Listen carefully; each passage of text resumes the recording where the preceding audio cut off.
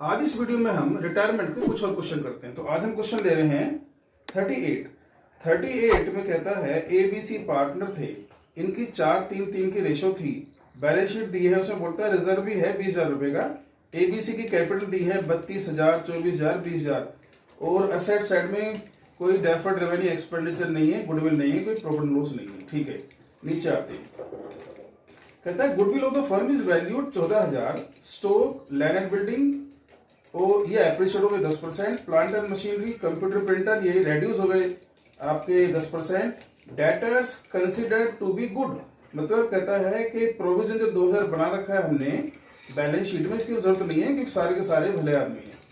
इसके बाद बोलता है कि there is a liability of 2,000 for the payment of outstanding salary to the employment of the firm, हमने 2,000 रुपए किसी को सैलरी पे करना रह गया है हमसे, तो हमको वो पैसे पे करने हैं, तो एक लायबिलिटी का प्रोविजन करना है बैलेंस शीट में। आगे चलते हैं, कहता है बस अब एक काम करो कि जितना भी इसका पैसा निकलेगा, ड्यू निकलेगा अभी का, उसको पे कर देना।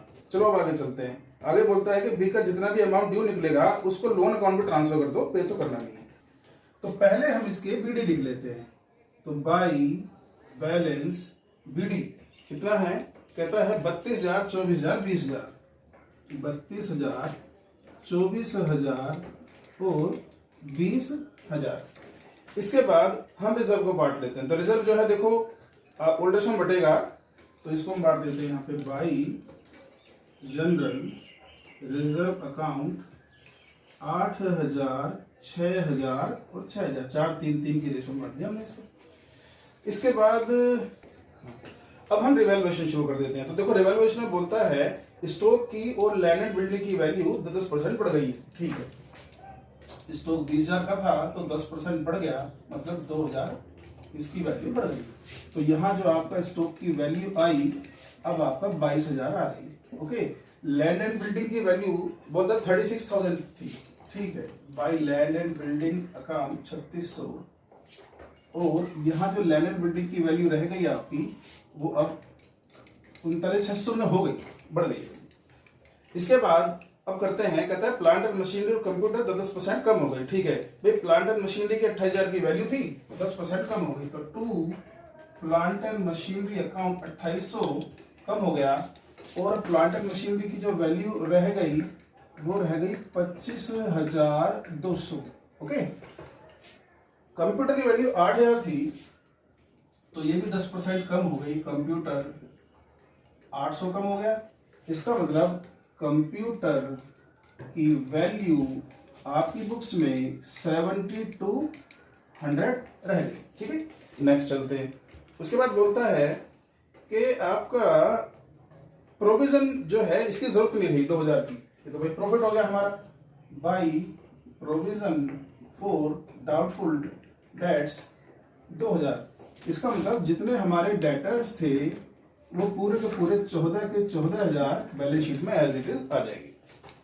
अब आते हैं हम, उसके बाद बोलता है कि 2,000 रुपए की सैलरी का प्रोविजन करना है जो हम भूल गए थे। ठीक है, तो आउटस्टैंडिंग सैलरी अकाउंट डेबिट 2,000 की डेबिट में आएगी, लॉस है हमें देना पड़ेगा, वो लायबिलिटी में आ गया, आउटस्टैंडिंग सैलरी 2,000। ठीक है, बस अब इस बार इसको हम फाइनल कर देते हैं, टोटल कर देते हैं। ठीक है जी, ये हमारा हो गया 7,600 और ये 7,600, तो ये 2,000 रुपए का हमारा प्रॉफिट हो गया। ठीक है, तो to profit transfer to partners capital A, B और सी।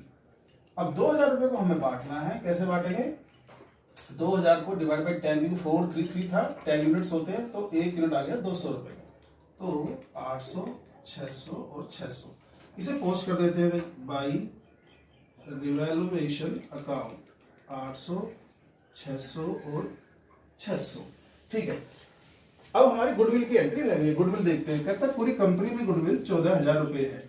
ए, बी, सी पार्टनर है जिनका ओल्ड रेशो 433 था, मतलब 10 यूनिट होते थे, लेकिन आज न्यू रेशो बी के रिटायरमेंट के बाद पुराने ही रहने वाले हैं, मतलब कि 7 यूनिट होने वाले हैं। इक्वल तो है नहीं, कर देते हैं।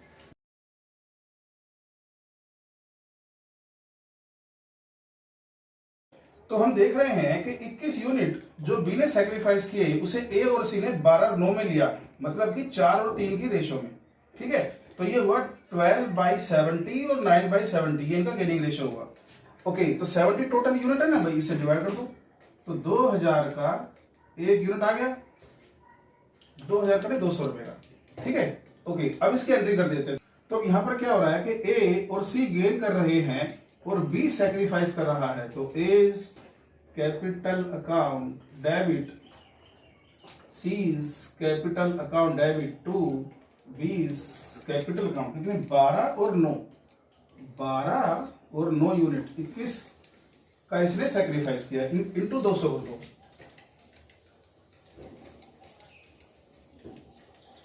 तो इस तरह से हमने इसकी एंट्री की। अब इसकी पोस्टिंग कर देते हैं। तो यहां ए देगा भाई बी को और सी देगा।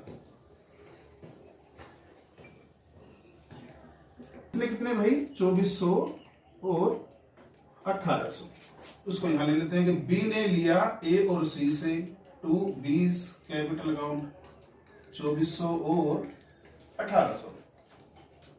तो और तो कुछ बचा नहीं है। अब एक काम करते हैं, इसका टोटल कर देते हैं। सबसे पहले बी का करते हैं। देखो यहाँ ए बी सी और ए बी सी हम लिख देते हैं। अब बी का टोटल कर देते हैं, तो ये आ गया।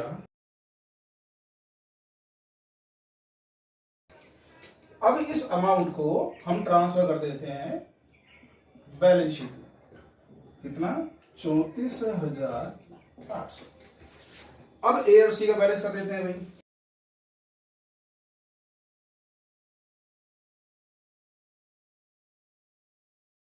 तो ये पार्टनर के बैलेंस आ गए, इनको इधर दिखा देते हैं।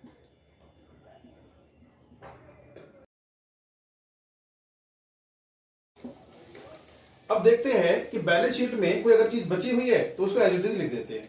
आउटस्टैंडिंग सैलरी हम कर चुके हैं, क्रेडिटर और बीपी रह गया है। ठीक है, क्रेडिटर बीपी बैलेंस शीट में लायबिलिटी में रह गए हैं 7,300। ठीक है, और असेट साइड में हम देखते हैं लैंड बिल्डिंग हमारा हो गया, प्लांट मशीन भी हो गया, कंप्यूटर हो गया, स्टॉक हो गया, डेटर्स हो गया। बैंक का बैलेंस और लिख देते हैं। बैंक का बैलेंस कितना है? 2,000 रुपए। बस, अब इसका टोटल कर देते हैं।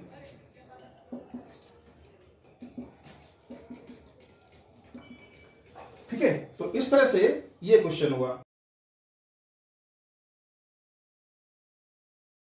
अगला क्वेश्चन है 39। कहता है XYZ पार्टनर थे और 1,60,050 की कैपिटल थी। इनके पास 80,000 का रिजर्व था और इनकी जो रेशो थी वो 3:3:2 थी। ठीक है, इधर एक चीज और क्वेश्चन में दी है कि एक्स ने और वाई ने कंपनी को लोन दे रखा है। एक्स ने 50,000 का और वाई ने 40,000 का। ठीक है, असेट साइड में देख रहे हैं तो यहाँ एडवर्टाइजमेंट सस्पेंस भी है और प्रॉफिट लॉस भी है। ओके, ये राइट ऑफ हो जाएंगे दोनों।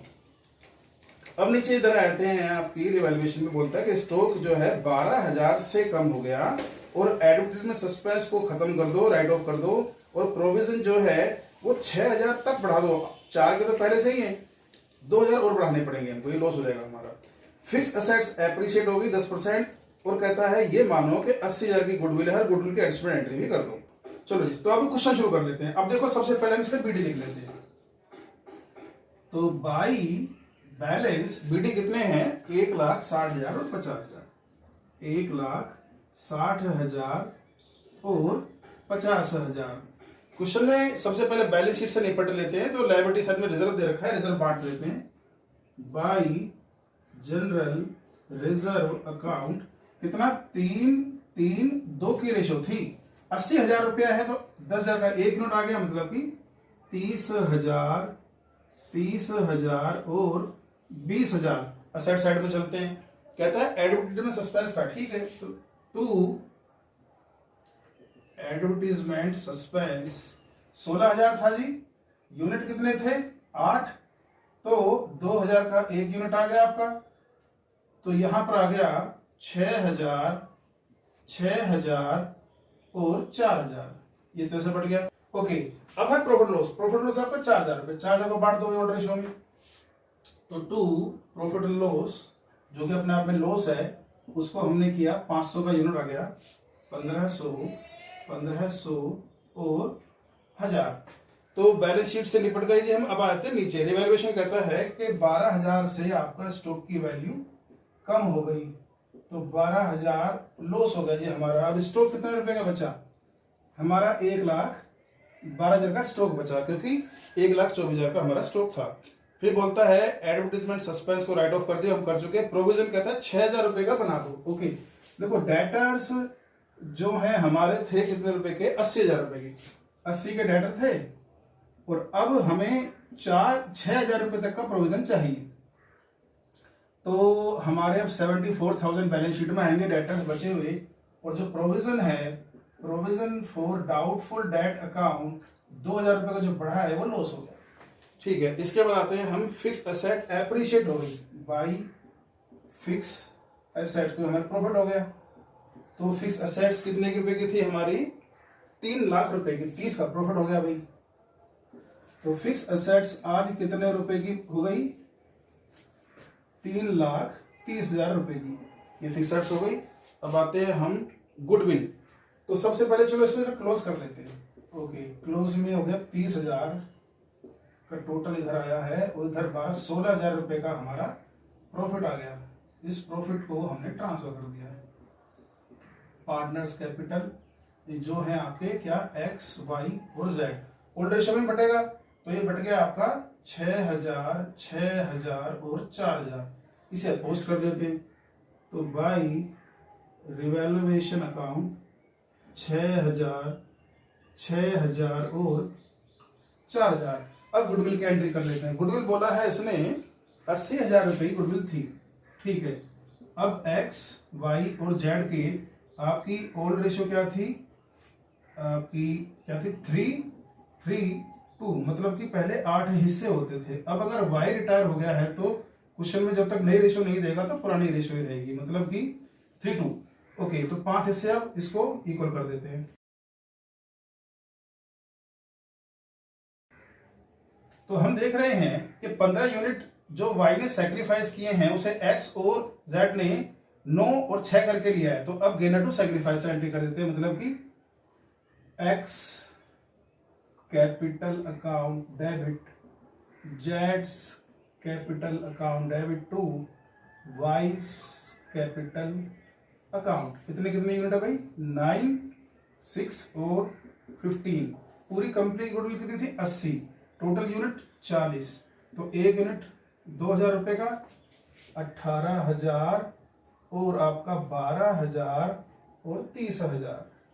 ठीक हो गया। अब इसे पोस्ट कर देते हैं। तो यहां पर y लेगा किससे? x से और z से।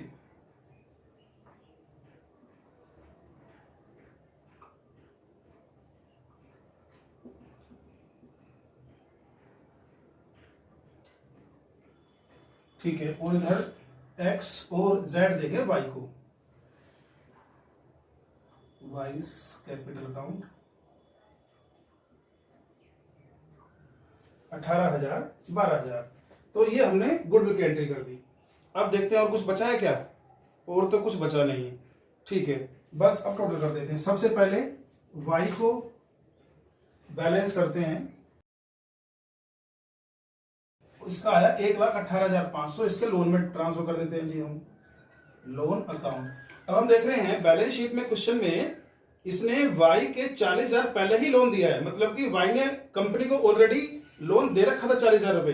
ठीक है, और ये और लोन ट्रीट कर लिया कंपनी ने, एक्स और जेड ने। तो ठीक है, अब टोटल y के पैसे ड्यू कितने हैं एक्स और जेड की तरफ?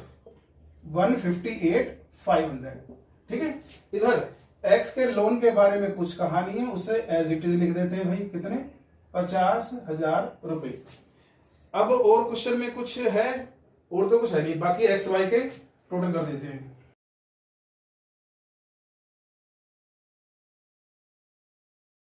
अब इनके सीडीज को यहां ट्रांसफर कर देते हैं पार्ट बैलेंस शीट में। 1,67,500। अब देख लेते हैं बैलेंस शीट में ऐसी कोई चीज तो बची नहीं है जिसकी हमने पोस्टिंग ना की, वो कर देते हैं बाकी। तो क्रेडिटर हमारे 2.5 लाख रुपए के थे। ठीक है जी, क्रेडिटर्स 2.5 लाख के। इसके बाद हमारे रिजर्व कर चुके हैं, लोन हम कर चुके हैं, कैपिटल आगे। एसेट्स में आते हैं। कैश एट बैंक, कहता है बैंक में पैसे थे आपके 50,000 रुपये, ओके 50 यहां पर। उसके बाद बिल्स रिसीवेबल बोलता है आपके, बिल्स रिसीवेबल थे 60,000 रुपये के, ओके। इसके बाद आपका डेटर हो गया, स्टॉक हो गया हमारा, फिक्स असेट्स हो गया, और कुछ है नहीं, ठीक है। तो यहां पर बस अपलोड कर देते हैं 6,26,000, 6,26,000। तो इस तरह से ये क्वेश्चन होगा, ठीक है। तो अभी हमने इस वीडियो में 2 क्वेश्चन किए, 1-2 क्वेश्चन और करते हैं नेक्स्ट वीडियो में।